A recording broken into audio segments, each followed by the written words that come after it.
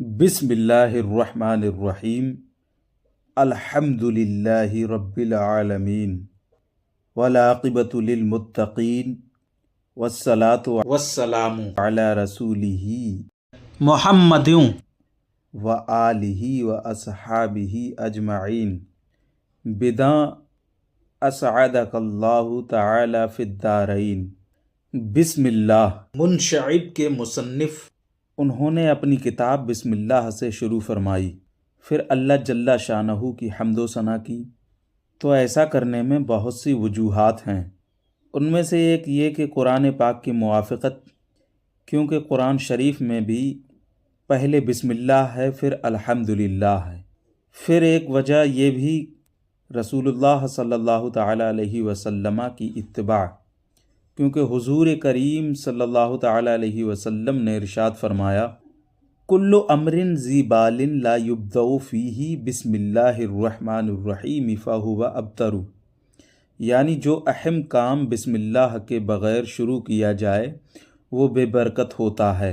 اور بھی دوسری روایت میں ہے، کل امر ذی بال لا یبدأ فیہ بحمد اللہ فہو اقطع، یعنی جو اہم کام اللہ تبارک و تعالیٰ کی حمد و ثنا کے بغیر کیا جائے وہ ناقص رہتا ہے۔ ایک وجہ یہ بھی کہ صالحین کی اقتداء، کیونکہ انہوں نے بھی اپنی کتابوں میں بسم اللہ اور پھر الحمدللہ لکھا ہے، یعنی بسم اللہ ہی سے شروع فرمائی، اس کے بعد الحمدللہ۔ بسم اللہ ہمیں اللہ واجب تعالیٰ کا نام ہے جو ہمیشہ سے ہے اور ہمیشہ رہے گا۔ اسی نے سارا جہان بنایا اور وہی تمام خوبیوں کا جامع ہے۔ الرحمن، رحمان اللہ تعالیٰ کی ایک خاص صفت ہے، کسی بندے کے حق میں اس کا استعمال نہیں ہو سکتا۔ اس کا معنی ہے وہ منعم حقیقی جو کسی عوض اور غرض کے بغیر رحم فرمانے والا ہے، یعنی ایسی رحمت جو بے نہایت ہے۔ الرحیم، رحیم بھی اللہ تعالیٰ کی صفت ہے، لیکن اس کا استعمال خاص بندوں کے حق میں ہو سکتا ہے۔ قرآن پاک میں ہے، لقد جاءکم رسول من انفسکم عزیز علیہ ما عنتم حریص علیکم بالمؤمنین رؤوف الرحیم۔ بے شک تمہارے پاس تشریف لائے تم میں سے وہ رسول جن پر تمہارا مشقت میں پڑنا گراں ہے، تمہاری بھلائی کے نہایت چاہنے والے، مسلمانوں پر کمال مہربان۔ تو بسم اللہ الرحمن الرحیم کنز ایمان کا ترجمہ ہوگا اللہ کے نام سے شروع۔ اعلیٰ حضرت علیہ الرحمت والرضوان نے اس میں جلالت یعنی اللہ اپنے ترجمے میں بھی پہلے ہی لے کر آئے، اور دیگر مترجمین کسی نے جو ہے اللہ سے پہلے شروع کرتا ہوں یا میں لفظ لے کر آئے، اور اعلیٰ حضرت علیہ الرحمت والرضوان لفظ اللہ پہلے لے کر آئے، کیونکہ مقصود بھی یہی ہے کہ اپنے کام کی ابتدا اللہ کے نام سے کی جا رہی ہے تو لفظ اللہ کو پہلے ہی لایا جائے۔ تو ترجمہ ہوگا اللہ کے نام سے شروع جو نہایت مہربان رحم والا۔ الحمد، حمد کا معنی احسان یا غیر احسان کسی بھی اختیاری خوبی پر بطور تعظیم زبان سے تعریف کرنا۔ العالمین، عالمین عالم کی جمع ہے۔ عالم کا اصل معنی ہے وہ شے جس کے ذریعے کسی چیز کا علم حاصل ہو۔ پھر اللہ جل شانہ کی ذات و صفات کے علاوہ سب کو عالم کہا جاتا ہے۔ تمام تعریفیں اللہ رب العزت کے لیے جو تمام جہانوں کا پالنے والا ہے۔ للمتقین، متقی کا معنی ہے پرہیزگار۔ اس کے 3 درجے ہیں، جو ایمان لائے اور کفر و شرک سے باز رہے۔ دوسرا درجہ ہے جو تمام احکام شرعیہ کو بجا لائے۔ تیسرا درجہ ہے جو ہر ایسی چیز سے بچے جو خدائے وحدہ لا شریک سے غافل کر دے۔ والعاقبۃ للمتقین، اور اچھا انجام پرہیزگاروں کے لیے ہے۔ والسلام علی رسولہ محمد وآلہ واصحابہ اجمعین۔ صلاۃ کا معنی ہے رحمت، استغفار اور دعا۔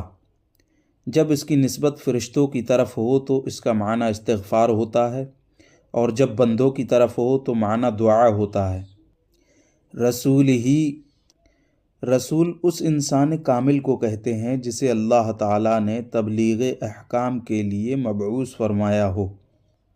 اصحاب یہ صاحب یا صحب کی جمع ہے جس کا معنی ہے ساتھی، اور اصطلاح میں صحابی اس معزز شخص کو کہتے ہیں جسے ایمان کی حالت میں مصطفیٰ جان رحمت صلی اللہ تعالیٰ علیہ وسلم کی رویت یا صحبت نصیب ہوئی ہو اور وہ ایمان کے ساتھ دنیا سے رخصت ہوا ہو۔ والصلاۃ علی رسولہ وآلہ واصحابہ اجمعین، درود و سلام ہو اس کے رسول محمد صلی اللہ تعالیٰ علیہ وسلم پر، ان کی آل اور تمام اصحاب پر۔ بدع اس سے غرض مخاطب کو ہوشیار کرنا ہے تاکہ اس کے لیے بیدار ہو جائے جو اس سے کہا جانے والا ہے۔ اسعد کا یہ جملہ دعائیہ ہے، اللہ تعالیٰ تجھے دارین یعنی دنیا اور آخرت میں نیک بخت بنائے۔ بدع اسعدک اللہ تعالیٰ فی الدارین، جان لو اللہ تعالیٰ تجھے دارین یعنی دنیا اور آخرت میں نیک بخت بنائے۔ کہ جملہ افعال متصرفہ و اسماء متمکنہ از روئے ترکیب حروف اصلی بر دگنا قسم است۔ کہ جملہ افعال متصرفہ و اسماء متمکنہ، افعال متصرفہ ان فعلوں کو کہتے ہیں جن کی ماضی، مضارع، امر وغیرہ کی گردانیں ہوتی ہوں، اور اسماء متمکنہ اس سے مراد وہ اسماء معرب ہیں جن کو مبنی اصل سے مشابہت نہ ہو۔ کہ جملہ افعال متصرفہ اسماء متمکنہ، کہ تمام افعال متصرفہ اور اسماء متمکنہ از روئے ترکیب حروف اصلی کی ترکیب کے اعتبار سے بر دو گنا قسم است، دو قسم پر ہیں، ثلاثی و رباعی، ایک ثلاثی اور دوسرا رباعی۔ اما ثلاثی رہا ثلاثی آ باشد، ثلاثی وہ ہوگا کہ در ماضی او سہ حرف اصلی باشد، کہ جس کے ماضی میں 3 حرف اصلی ہوں، چون نصرہ و ضربہ، جیسے نصرہ اور ضربہ۔ و رباعی آ باشد، اور رباعی وہ ہوگا کہ در ماضی او 4 حرف اصلی باشد، کہ جس کے ماضی میں 4 حرف اصلی ہوں، چون بعثرہ و عرقبہ، جیسے بعثرہ اور عرقبہ۔ اما ثلاثی بر دگنا است، رہا ثلاثی تو ثلاثی 2 قسم پر ہے، یکے مجرد، ایک مجرد کہ در ماضی او حرف زائد نہ باشد، کہ جس کے ماضی میں حرف زائد نہ ہوگا، و دیگر مزید فی، اور دوسرا مزید فی کہ در ماضی او حروف زائد نیز باشند، کہ جس کے ماضی میں حروف زائد بھی ہوں گے۔